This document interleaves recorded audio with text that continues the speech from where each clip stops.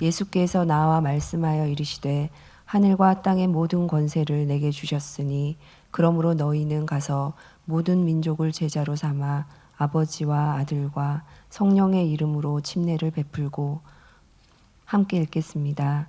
내가 너희에게 분부한 모든 것을 가르쳐 지키게 하라 볼지어다. 내가 세상 끝날까지 너희와 항상 함께 있으리라 하시니라. 아멘.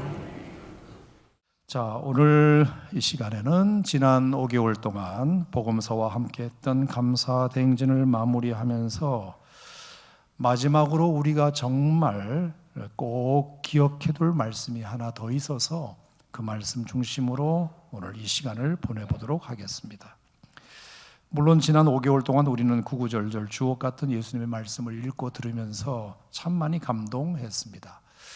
제가 예수님께 이런 표현이 적당할지는 모르겠습니다만 어쩌면 그렇게 기막힌 말씀들을 예수님은 때마다 시적절하게 잘도 쏟아내시는지, 어디서 그런 말씀들이 술술 잘도 흘러나오시는지, 행동도 그때는 그렇게 이때는 이렇게 딱 때에 맞게 참 지혜롭게 잘 하시는지 눈으로 보고 읽으면서도 감탄스러웠던 지난 153일이었습니다.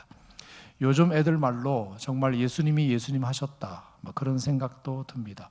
역시 하나님의 아들이심이 분명하고 하늘과 땅의 모든 권세를 가지신 지혜와 지식의 총체이심을 우리가 확인할 수 있었습니다. 마태복음은 마태복음대로, 또 마가복음은 마가복음대로, 누가복음은 누가복음대로, 요한복음 요한복음대로 그 말씀 한 절 한 절이 얼마나 내 마음에도 교훈되었는지 모릅니다. 얼마나 위로가 되고 소망이 되고 평안이 되고 기쁨이 되고 용기가 되고 지혜가 되었는지 모릅니다. 가능하다면 여러분, 사복음서가 끝났다고 해서 덮지 말고 이 사복음서 말씀만큼은 여러분이 계속 늘 곁에 꼭 두어 보시기를 바랍니다. 자, 그렇다면 오늘 마지막 말씀도 마찬가지라고 생각합니다. 더하면 더했지 은혜가 덜하지는 않으리라, 그렇게 생각하는데요. 사람의 말도 마지막 남긴 말은 잘 잊지 못하고 오랫동안 기억하는 법인데 하물며 예수님의 말씀이시겠습니까? 오늘도 이 말씀을 통해서도 은혜 많이 받으시기를 바랍니다. 지난 5개월간의 감사 대행진도 잘 마무리하시고 또 내 남은 삶도 오늘 제가 들려드리는 말씀을 통해서 다시 한번 시작해보는 그런 은혜가 있기를 주의 이름으로 축복합니다. 자, 먼저 개인적으로 제가 오늘 본문을 읽으면서, 마지막 본문을 읽으면서 참 감사했던 것은 여러분도 느끼셨다시피 수많은 말씀들을 다 제쳐두고 마지막에 딱 뭐라고 말씀하셨느냐 하면은 볼지어다 내가 세상 끝날까지 너희와 항상 함께 있으리라, 이 말씀을 고르고 골라 가장 마지막에 하셨다는 것이 얼마나 든든하고 고마운지 모르겠습니다. 한번 따라하겠습니다. 볼지어다 내가 세상 끝날까지 너희와 항상 함께 있으리라. 여러분, 이 세상에 누가 이런 약속을 나한테 해주겠습니까? 누가? 서로 약속한다 하더라도 그 누가 이 약속을 끝까지 지켜주겠습니까? 하지만 예수님은 약속해 주셨고 지금까지도 지켜주셨고 지금도 지키고 계시고 앞으로도 지켜주실 거라는 믿음이 있으니 얼마나 감사한지 모릅니다. 저는 개인적으로 어떤 말씀보다도 정말 베스트 오브 베스트의 말씀이 이 말씀이 아닐까, 저는 그렇게 생각하고, 어쩔 수 없이 우리네 인간관계도 어느 때는 반드시 헤어져야 할 순간이 찾아오고 이별할 순간이 찾아오기 마련인데, 바로 그때 누군가가 내 옆에 와가지고 그간 너와 함께 했던 세월이 너무 소중했어, 잊지 않고 기억할게, 몸은 떨어져 있어도 마음으로는 늘 함께 할게, 그리고 힘들면 얘기해, 그간 있었던 얘기 내가 다 들어주고 밥도 사줄게, 이렇게 진심으로 말 한마디를 전하고 실제로도 그렇게 해준다면 서로 좀 헤어지더라도 아쉬움은 덜하고 힘은 되지 않을까 생각합니다. 하물며 여러분, 예수님의 약속이겠습니까? 세상 끝날까지 항상 너와 함께 할게, 네가 잘 될 때도 물론이고 네가 안 될 때도, 네가 기쁠 때도 물론이고 네가 슬플 때도, 네가 건강할 때도 물론이고 네가 병들 때도, 네가 젊을 때도 물론이고 네가 늙어질 때도, 이른 비가 땅을 파는 새벽에도, 늦은 비가 밤에 고요를 깰 때에도, 높은 파도가 휘몰아칠 때에도, 험한 줄령을 넘어야 될 때에도, 그때도 내가 달려가서 너와 함께 있어 줄게. 외로울 때 친구 되어 줄게, 피곤할 땐 침대 되어 줄게, 어두울 땐 빛이 되어 줄게, 배고플 땐 빵이 되어 줄게, 아플 땐 약이 되어 줄게, 무식할 땐 학교가 되어 줄게, 추울 때는 옷이 되어 줄게, 네가 누군가 싸워야 할 때는 내가 갑옷이 되어 줄게. 이런 의미로 예수님이 오늘 마지막 약속을 하셨다고 생각합니다. 실제로 여러분 복음서를 보면 우리 예수님은 정말로 그렇게 하셨습니다. 그분이 이 땅에 태어날 때부터 별명부터가 뭔지 아십니까? 임마누엘입니다. 임마누엘이라는 말의 뜻은 하나님이 우리와 함께 계시다 함이라. 예수님이 이 땅에 오실 때부터 아예 그럴 마음으로 오셨습니다. 하나님이 너희들과 함께 있다는 것을 내가 보여주려고 온 거야. 그리고 쭉 공생애를 사시고는 마지막 떠나실 때도 한마디 더 하셨습니다. 너희와 항상 함께 있을 거야. 여러분, 실제로 복음서를 우리가 봤지만 베드로가 밤이 새도록 고기 한 마리 잡지 못했던 그 이른 새벽에도 예수님은 함께 계셨고, 그 장모가 열병으로 누운 자리에도 함께 계셔서 고쳐주셨고, 가나 혼인잔치에 그 기쁨의 자리에 포도주가 모자라서 주인이 난처해 할 때에도 거기 계셔서 채워주셨고, 가나마다 현장에서 붙들린 여인 하마터면 돌에 맞아 죽을 뻔했던 그 현장에도 예수님이 다행히 함께 계셔서 오히려 그 돌던 자들을 물리쳐 주셨고, 베데스다 연못가에 38년 된 병자에게도 함께 하셔서 스스로 일어나 자기 자리를 들고 걸어가게도 해주셨고, 오라비 나사로가 졸지에 죽음을 맞이했을 때에도 역시 예수님은 그곳에 계셔서 그 여인들의 눈물을 닦아주셨고, 할렐루야. 모든 자리, 모든 시간, 모든 상황에서 언제나 주님은 늘 함께 계셔서 흐르는 눈물 닦아주시고 그 고통을 하감해 주신 분이 우리 예수님이십니다.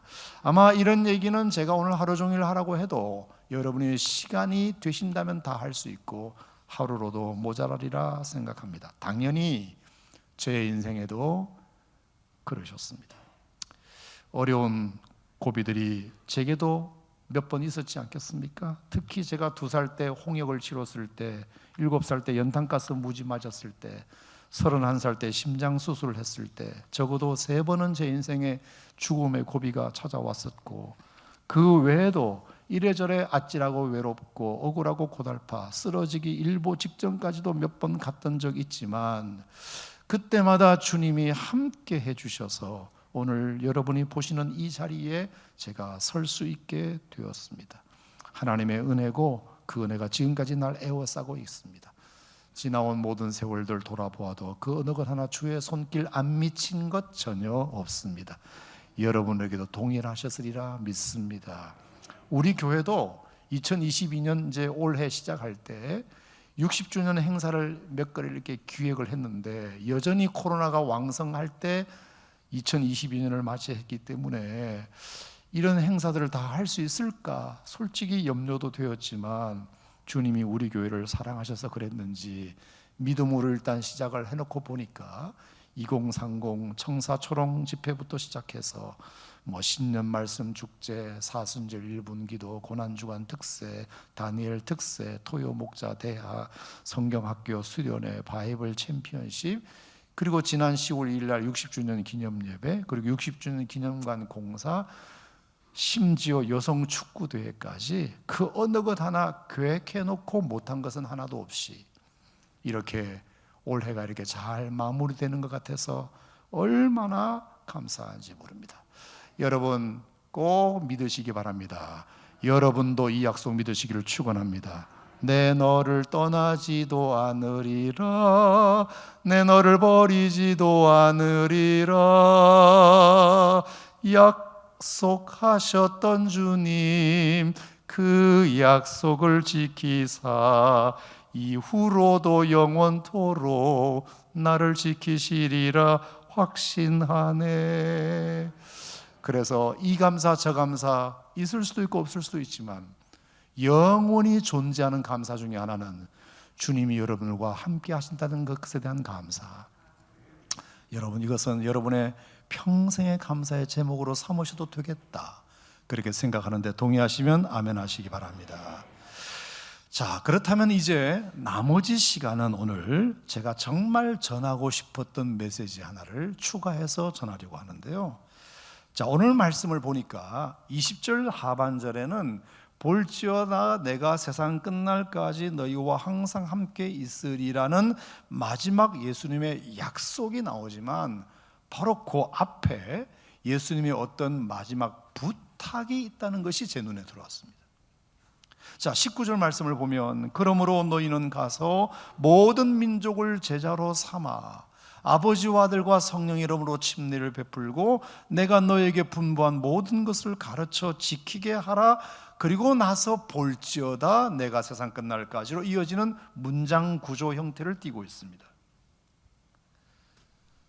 자, 왜 예수님께서 마지막 약속만을 하지 않으시고 바로 그 앞에 마지막 부탁을 하나 앞에 하셨을까? 제가 가지고 있는 성경책을 한번 다 뒤져봤고 성경 번역본을 다 조사해 봤는데 어느 번역본에도 앞에 있는 부탁과 뒤에 있는 약속이 하나의 종속절과 주절 관계로 표현되어 있는 것은 찾지 못했습니다. 앞에 부탁을 잘 들어드려야만 뒤에 약속이 보장된다는 이런 식의 조건절이나 가정법 문장은 아닌 것으로 확인되었습니다. 그러므로 너희들이 내 앞에 있는 부탁을 안 들어준다면 뒤에 약속도 없어, 이런 식으로 본문을 해석하는 것은 무리한 해석입니다. 주님은 조건을 달지 않으시고 우리와 늘 함께 해주시는 분이시기 때문입니다. 자, 하지만 그렇다고 해서 이 두 가지가 전혀 관계가 없다, 이렇게만 또 볼 수도 없는 게 뭐냐? 누가 봐도 이 두 내용은 서로 연결되어 있기 때문입니다. 그러므로 하나님은 우리가 당신의 부탁이나 명령에 순종하든지 안 하든지 우리와 영원히 동행해 주시는 것은 맞지만 그럼에도 불구하고 그 주님의 약속이 우리에게 좀 더 풍성하고 좀 더 완전하게 더 복되게 성취되게 하려면, 그걸 우리가 피부로 절절히 느끼고 싶다면 비록 주님의 부탁이 조건을 건 건 아닐지라도 우리가 그 약속의 성취를 단물 빼먹듯 요구만 할 것이 아니라 그 앞에 있는 주님의 부탁에도 관심을 갖고 순종하는 것은 이 약속을 받은 자로서의 도리는 맞지 않을까, 여러분 이렇게 생각하는데 한번 아멘 하시기 바랍니다. 자, 다시 정리해 보면 19절과 20절 상반절에 나오는 예수님의 부탁, 마지막 부탁, 그리고 20절 끝에 나오는 예수님의 약속은 분명히 19절의 부탁이 20절의 조건은 아니다, 그거 안 하면 나도 안 해, 이건 아니다. 하지만 우리가 이런 약속을 황송하게 받은 자로서, 은혜를 아는 자로서 그 앞에 부탁을 외면하고 뒤에 약속만 요구할 것이 아니라 최선을 다해서 그 앞에 있는 마지막 부탁도 들어드리는 것이 옳다. 그럴 때 뒤에 있는 주님의 약속도 어쩌면 우리에게 더 잘 성취될 수 있다는 것을 말씀드리고자 합니다. 자, 굳이 비유하자면 부모가 자녀들의 양육자와 보호자로서의 공급해주는 일은 부모로서 마땅한 책임이기 때문에 자녀가 그 부모에게 순종을 하든지 안 하든지, 말을 잘 듣든지 안 듣든지 상관없이 부모로서 할 일을 하는 것은 옳습니다. 그렇죠? 네가 하는 걸 봐서 나도 할게, 그건 부모 아닙니다. 자식이 순종하든 안 하든, 고마워하든 안 하든 부모로서의 마땅한 책임 때문에 양육과 보호의 책임은 져야 되는 것이 옳습니다. 하지만 그 부모가 이왕이면 더 큰 기쁨으로, 더 풍성하게 보호자와 공급자로서의 책임을 더 잘 감당할 수 있게 하려면 자녀들이 그 부모의 사랑을 알고 부모의 뜻도 잘 따른다면 부모는 이왕 하는 거 더 큰 기쁨으로 더 풍성하게 할 것은 아니겠습니까? 하기는 하지만 부모의 책임 때문에 하는 것과 그래도 이 자식들이 부모가 이렇게 해주는 걸 좀 알아주네? 이 마음이 있으면 이왕 하는 거 하나 줄 거 두 개 주게 되고 한 번 할 거 두 번 하게 되고 억지로가 아니라 기쁜 마음으로 하게 되듯이 마태복음 28장 20절에 나와 있는 볼지어다 내가 세상 끝날까지 너희와 항상 함께 있으려는 이 약속은 앞에 있는 조건을 우리가 이루어드리지 않아도 주님은 행하시겠지만 저는 주님의 인격을 믿으니까 주님은 우리가 순종하든 안 하든 우리와 늘 동행해 주시는 것은 맞지만 그래도 우리가 그 주님의 동행하심을 더 풍성하게 경험하고자 한다면 우리가 눈을 들어 주님의 그 마지막 부탁도 뭔지를 우리가 한 번은 알아들어야 되지 않겠는가? 동의하십니까, 여러분? 그게 뭐냐? 가서 제자 삼으라, 침례를 베풀어라, 그리고 내가 너에게 분부한 모든 것을 가르쳐 지키게 하라, 이것입니다. 물론 주님이야 당신의 부탁에 우리가 순종하고 안 하고와 상관없이 그 약속을 지키겠지만 그래도 우리는 도리는 도리대로 최선을 다해야 되지 않겠는가? 믿으시면 아멘. 자, 그래서 제가 이제 성경을 보니까 참 마음이 아팠습니다. 제가 마음이 아프다는 표현을 제가 설명을 들어보면 아마 이해가 되실 텐데요. 자, 16절 말씀을 한번 보실까요? 16절. 자, 예수님께서 제자들을 앉혀놓고 마지막 부탁을 하실 때 몇 가지 우리가 주의 깊게 보아야 될 것이 있어요. 16절에 보면 11 제자가 이렇게 시작합니다. 11 제자가. 자, 여러분 어떻게 생각하십니까? 자, 예수님의 원래 제자는 몇 명이다? 12명이죠. 3년 전까지만 해도, 아니 며칠 전까지만 해도 예수님의 제자는 12이었습니다. 그런데 오늘 11 제자가. 한 명 어디 갔습니까? 한 명 어디 출장 갔습니까? 휴가 갔습니까? 월차 냈습니까? 어디 갔습니까? 한 명 배신하고 예수님 팔아먹고 자살해서 없습니다. 저는 그냥 마음이 짠했습니다. 천하의 예수님이, 저 같은 사람하고는 비교도 할 수 없는 천하의 예수님이 사랑을 줬으면 얼마나 많이 주셨겠으며, 가르쳤으면 얼마나 똑바로 잘 가르치셨겠으며, 본을 보이셨으면 얼마나 본을 잘 보이셨겠습니까? 예수님이신데. 그리고 저 같은 사람도 아니고 하나님의 아들이 이 땅에 오셔서 3년 동안 정말로 그 제자 훈련에 올인하셨습니다. 근데 한 명 어디 갔습니까? 그 12 중에 한 명은 배신하고 팔고. 여러분, 이게 확률로 12분의 1인데요 12를 120으로 따지면 10명이 그랬다는 뜻이고, 이걸 1200명으로 따지면 100명이 그랬다는 뜻입니다. 제가 그냥 소름이 쫙 끼쳤습니다. 1200명 성도 중에 100명이 나를 배신했다. 저는 못 받아들이겠더라고요, 그거를. 여러분, 이걸 어떻게 받아들입니까? 저같이 설렁설렁 예수님은 하신 것도 아닐 텐데 3년 동안 정말로 그 친구들 데리고 다니면서 직접 뽑으셨어요. 직접 뽑으셨잖아요. 특별히 예수님의 12 제자 중에 직업들 면면을 보면 대부분 다 직업이 다 거시기 했는데, 그래도 가룟 유다는 제법 똑똑한 축에 속하고 이력서에 그래도 스펙이 좀 있는 그런 친구 중에 하나였습니다. 예수님께서 제자를 뽑으실 때 예수님 그래도 가룟 유다 하나는 쓸모있게 잘 뽑으셨네요 라고 객관적으로 평가도 좋았던 친구입니다. 근데 언제부터인가 조금씩 삐딱선을 타기 시작하더니 이제는 예수님께 대놓고 따박따박 싸붙이지를 않나, 그건 아닌 것 같은데요 하면서 반기를 들지 않나, 다른 사람이 예수님을 섬기는 것에도 배 아파하지 않나. 여러분, 그게 뭐죠? 어떤 여자가 300데나리온 되는 향유를 예수님 발에 부을 때 가룟 유다가 옆에서 뭐라고 하는지 아십니까? 아니 왜 그런 것을 가난한 사람들에게 주지, 쓸데없이 예수님 발에 붓냐. 얼마나 자기가 가난한 사람을 위하는 척, 얼마나 자기가 의인인 척 했는지 몰라요. 바른 소리를 얼마나 잘했는지 몰라요. 근데 결국 스승을 팔아버리고 자책하다가 자살해서 죽었습니다. 여러분, 제가 이 구절을 읽으면서 그냥 11제자는 그냥 말만 듣는데 눈물이 울컥 났습니다. 솔직히 위로도 좀 되긴 했습니다. 그렇게 사랑 많으시고 잘 가르치시고 본이 되어주시고 기도 많이 하셨던 하나님의 아들 예수님이 키운 제자조차 12의 하나는 그 모양인데 나야 오죽하겠나. 그래, 내게도 혹시 이런 일이 일어나거들랑 너무 속상해하지 말자. 그러면서 그 다음 구절을 봤어요. 그 다음 구절. 자, 17절 보세요. 자, 그 11명의 제자 한 명 빠진 것도 참 마음이 그런데 남아있는 11명은 어땠는지 봅시다. 17절 시작. 예수를 배웠고 경배하나 아직도 의심하는 사람들이 있더라. 이건 또 뭡니까? 이건 또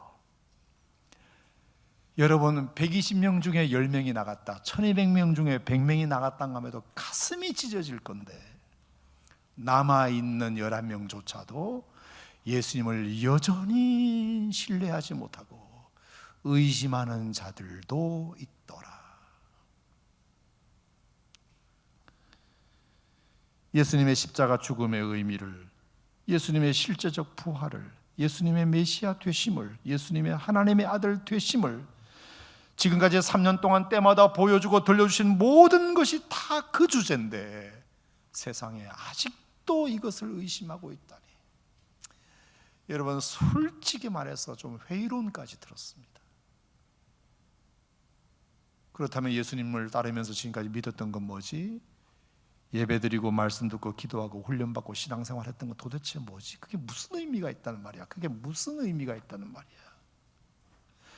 그렇게 사랑해 주셨는데, 그렇게 가르치시고 헌신하시고 기도해 주시고 섬겨 주시고 올인하셨는데 세상의 결과가 이 모양이라니. 12의 하나는 나가버리고 남은 11명조차도 의심했다니. 천에 하나 만에 하나 배신하고 의심하고 그랬다면야, 또 그랬다 손치더라도 고작 12밖에 안 되는 데서 하나는 팔고 나머지 11명도 다수가 의심하고 얼마나 더 가르치고 얼마나 더 사랑해 줘야 된다는 말인가. 아니, 솔직히 깨놓고 막달라 마리아 같은 여자는 정식 제자가 아니었음에도 불구하고 끝까지 믿고 헌신하면서 무덤까지 찾아가고 그랬다는데, 니고데모와 같은 바리새인도 처음에는 예수님을 못 믿었지만 나중에는 회개하고 변화되어서 이제는 바리새인들 앞에서 당당하게 자기 믿음을 고백하고 결국에는 십자가 현장과 무덤에까지 향품 들고 찾아갈 정도였다고 하던데, 정식 제자로 임명받지 못했던 니고데모와 막달라 마리아도 끝까지 배신 안 하고 예수님 곁을 지키는데, 세상에 예수님께서 정식으로 뽑았던 12제자들이 그 모양이었으니 훈련을 받아도 더 받았을 것이고 예배를 드려도 더 들었을 것이고 말씀을 들어도 더 들었을 텐데 사랑을 받아도 더 많이 받았을 텐데 어떻게 정식으로 임명받은 사람들은 이 모양이고 사이드에서 그냥 한두 번 예수님을 경험했던 사람들이 오히려 더 충성을 다하는가? 여러분, 제가 몰라서 하는 질문이니까 좀 답 좀 해주시기 바랍니다. 좀 이 답답함을 좀 풀어주시면 좋겠어요. 누가 이걸 어떻게 이해를 해야 될지.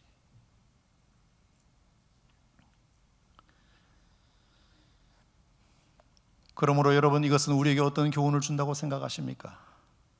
아니, 어떤 교훈을 주어야 한다고 생각하십니까? 아, 예수님의 제자들도 그랬으니까 나도 그러면 되겠네, 배신하고 의심하고 그래도 되겠네, 이러라는 말일까요? 아니면 나라도 그러지 말아야지, 나라도 배신하지 말아야지, 의심하지 말아야지, 예수님 마음 아프게 하지 말아야지, 또다시 예수님을 팔아먹고 십자가에 못 박는 일은 하지 말아야지, 이런 도전을 받아야 할까요? 말해 뭐 하겠습니까? 호자지.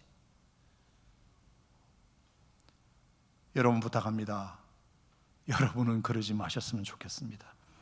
예수님의 마음을 아프게 하지 않으셨으면 좋겠습니다. 한 번도 그런 식으로 예수님을 십자가에 다시 못 박는 일은 없기를 바랍니다. 자, 그런데 더 놀라운 것이 이제 그 다음 장면인데, 오늘의 설교의 결론인데요, 그렇게 한 명 도망가고 남은 11명도 의심을 하고 있는, 긴가민가 헷갈려 하고 있는 이 친구들에게 예수님이 마지막 부탁을 하셨다는 겁니다. 가서 제자 삼으라. 침례를 베풀어라. 내가 너희들에게 가르쳤던 거 있지? 그거 너희들도 잘 가르쳐서 그 말씀대로 살도록 너희들이 좀 힘써 봐라. 가서 제자 삼으라. 아니, 자기들 같은 제자 만들면 어떡하려고? 예수님이 그렇게 위험한 부탁을 깜도 안 되는 제자들에게 하고 계실까? 이게 또 저에게는 걸렸던 문제입니다. 그래서 저는 이것이 무슨 의미일까? 참 마음에 이렇게 생각이 들었어요. 주님, 이것이 도대체 어떤 의미일까요? 이걸 제가 오늘 설교의 결론으로 좀 삼고 싶은데, 그러면서 제가 이제 쭉 묵상을 한번 해봤는데, 사실 지금 예수님께서 깜도 안 되는 사람들에게 이런 귀한 사역을 맡기신 이 예수님의 케이스가 여기만 있는 게 아니라 바로 여기 서 있는 저에게도 해당되는 말이더라고요. 저에게도. 여러분, 제가 목사가 된 지 벌써 30년 넘게 됐지만 제가 목사로서 자격이 있어서 목사 안수를 받았다고 생각은 안 하시죠? 저도 그렇게 생각합니다. 충분한 인격과 충분한 신앙적 지식과 신학적 소양과 리더십이 온전히 갖추어져서 제가 목사 안수를 받았다. 설마 여러분도 그렇게 생각하지 않으시잖아요. 근데 덜커덩 사역해보라고 맡기신 겁니다, 저한테. 어떤 것은 긴가민가, 어떤 것은 의심하고, 어떤 것은 그냥 수틀리면 그냥 아예 치워버리려고 싶은 그런 마음이 있는 약하디 약하고 흔들리는 갈대와 같았던 저에게 주님이 똑같이 제자들에게 부탁하신 것처럼 이렇게 부탁을 저도 받았고 보면, 아, 이게 이런 뜻이 있었겠구나. 제가 어제 설교 준비하면서 한번 이렇게 쭉 돌아봤는데요, 제가 1985학번이기 때문에 신학대학에 처음에 이제 입학을 해가지고 1학년 1학기 때는 제가 부산에 있는 모 교회를 가느라고 제가 그때는 사역을 못했고요.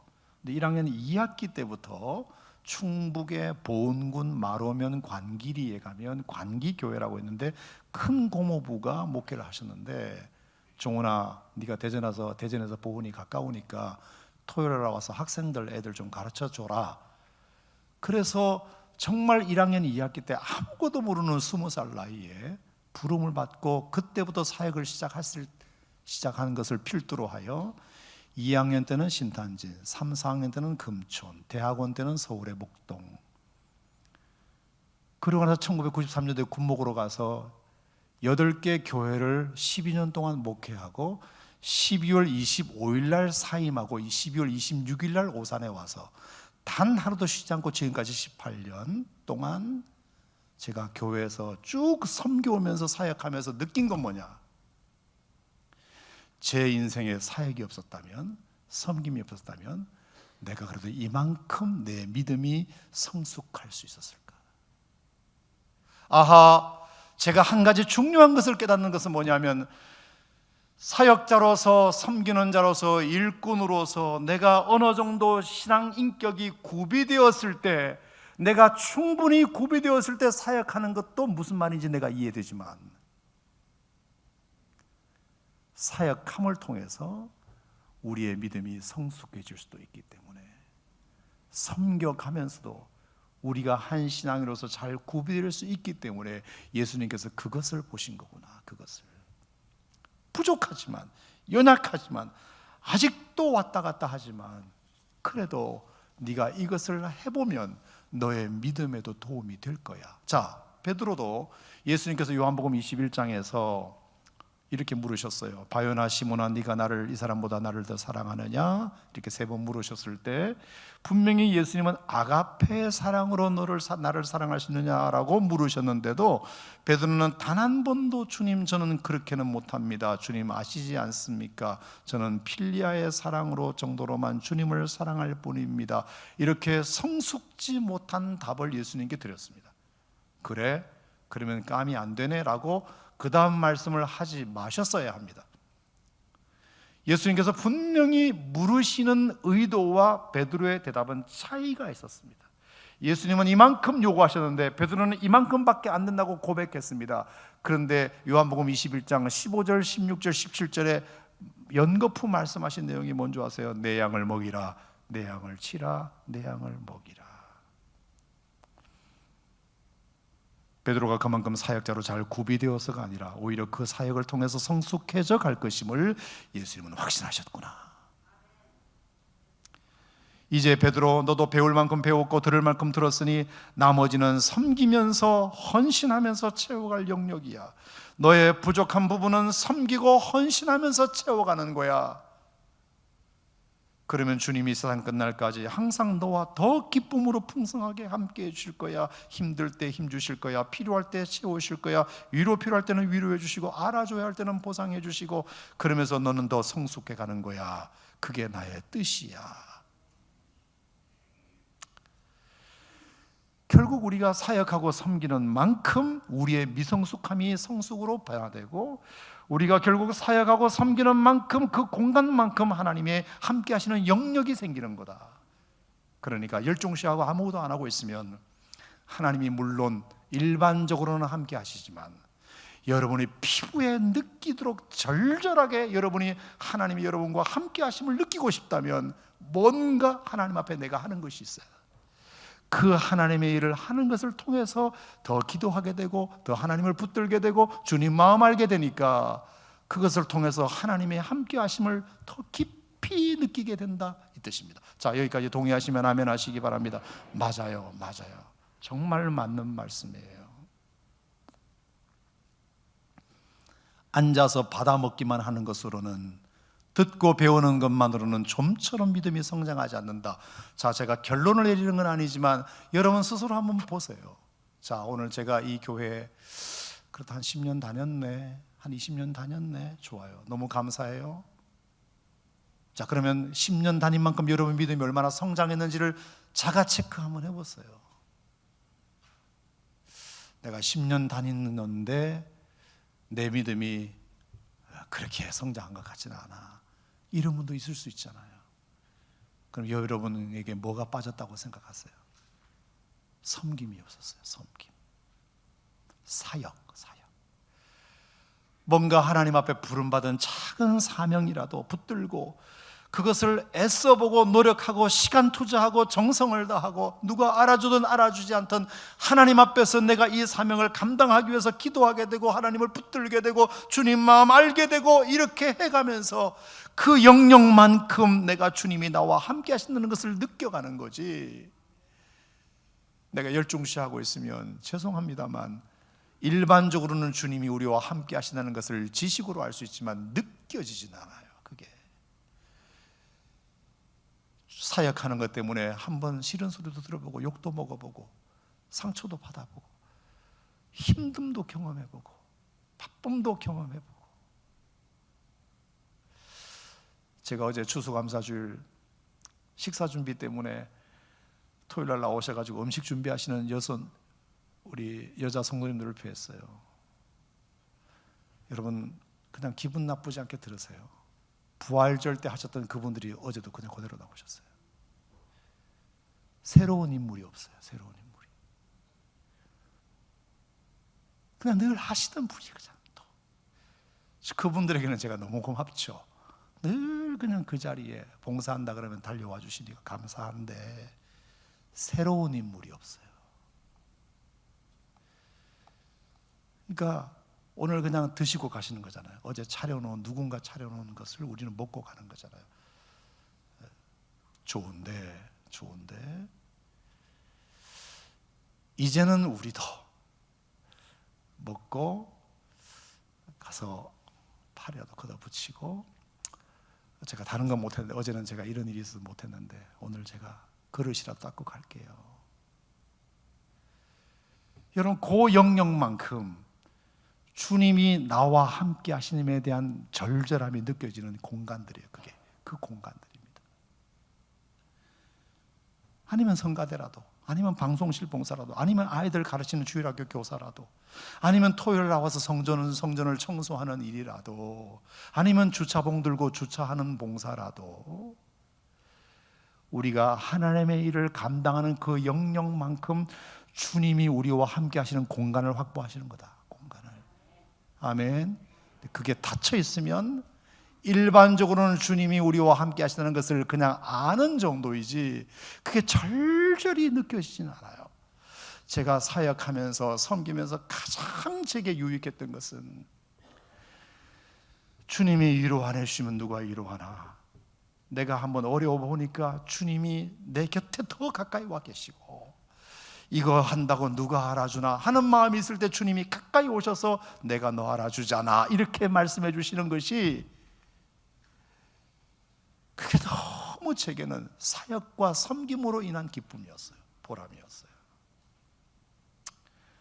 한 사람 여기다가 적어내서 전도하려고 하는 것, 여러분 이거 얼마나 중요한지 몰라요. 그러면 그분을 위해서 또 기도하게 되고 하나님 함께 해주세요. 저 영혼에게 꼭 극동방송에서 전화할 때 하나님 마음 좀 열게 해주세요라고 기도하게 되잖아요. 그러면 그 영역만큼 그 공간이 하나님이 함께 해주시는 공간이 되는 거예요. 뭔가 하나님과 커넥팅이 되어 있어야, 섬김과 사역과 헌신으로 커넥팅이 되어 있을 때 그 공간만큼 하나님이 나와 함께 해주시는 것을 경험하게 됩니다. 동의하시면 아멘 하시기 바랍니다. 제가 드리고 싶은 말씀은 그 말씀이에요. 그래서 전신자 사역자, 여러분 언제까지 우리가 유람선에 타고 있겠습니까? 직원들이 다 해주고 우리는 그냥 놀고만 있겠습니까? 어떤 면에서는 교회가 전투함, 군함일 수도 있습니다. 각자 중요하든 중요하지 않든 내가 맡은 일이 있어야 됩니다. 그래서 여러분 올해는 다 지나갔으니까 한 달은 봐드리겠습니다. 내년 1월부터 누가 당신 교회 다닌다며? 얼마 다녔어? 한 10년 다녔지. 그럼 교회에서 뭐 하는데? 라고 물었을 때 뭐 하는 건 없고 그냥 뭐 교회 다니는 거지. 여러분 이렇게 하지 말고 내가 작은 것 하나라도, 내가 바깥에서는 정말 어디 가도 나를 알아주는 사람일 수 있지만 교회 안에서는 빈부귀천 이런 걸 다 따지지 않고 그냥 작은 것 하나라도, 정말 밀대걸레 하나라도, 화장실 청소라도, 그 하는 사람 다 있잖아요 이렇게 말할 게 아니라 그냥 우리는 우리의 영역을 감당하는 만큼 여러분 그곳에 하나님이 함께 계시는 공간을 만들어가는 거다. 아멘입니까 여러분? 저는 그래서 오늘 마태복음 28장 19절 20절 이 말씀을 오늘 감사주일날 마무리하면서 첫 번째 여러분이 받아야 할 말씀은 뭐냐? 19절의 조건과 상관없이 주님은 20절의 약속은 반드시 지킬 거다. 아멘.